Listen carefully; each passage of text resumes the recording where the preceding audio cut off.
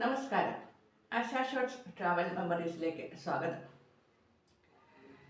ഒരിക്കൽ ഒരു 5 star hotel സന്ദർശിക്കാനുള്ള ഭാഗ്യം ഉണ്ടായിട്ടുണ്ട്. സാധാരണ ജനങ്ങൾക്ക് ഒരു 5 സ്റ്റാർ ഹോട്ടലിൽ പോയി ഭക്ഷണം കഴിക്കുവാനുള്ള സാമ്പത്തിക സ്ഥിതി ഉണ്ടായിരിക്കില്ല.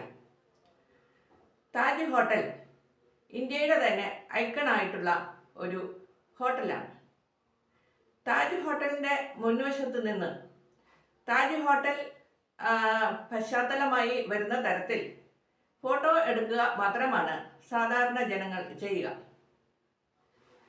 ഗേറ്റ് വേ ഓഫ് ഇന്ത്യയിൽ വിസിറ്റ് ചെയ്യാൻ പോകുന്ന തദ്ദേശികളും വിദേശികളുമായ ടൂറിസ്റ്റുകൾ എപ്പോഴും ഗേറ്റ് വേ ഓഫ് ഇന്ത്യയുടെ മുന്നിൽ നിന്നും താജ് ഹോട്ടൽ മുൻവശത്ത് നിന്നും അതിൻ്റെ പശ്ചാത്തലം വരുന്ന തരത്തിൽ ഫോട്ടോ എടുത്ത് തിരികെ വരികയാണ് പതിവ്.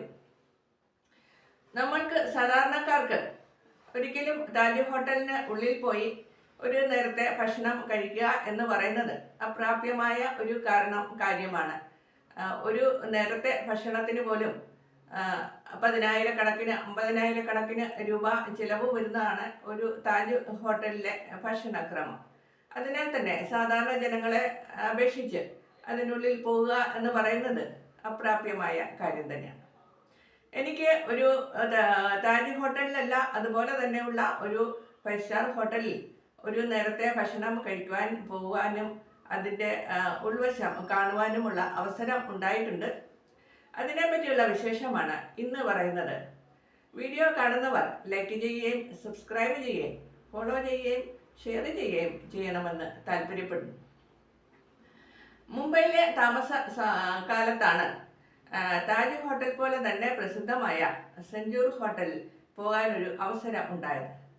താമസിക്കുന്ന സഹോദരിയുടെ വീടിന് അടുത്തുള്ള അയൽവാസി സെഞ്ചൂർ ഹോട്ടലിലെ ഉദ്യോഗസ്ഥനായിരുന്നു.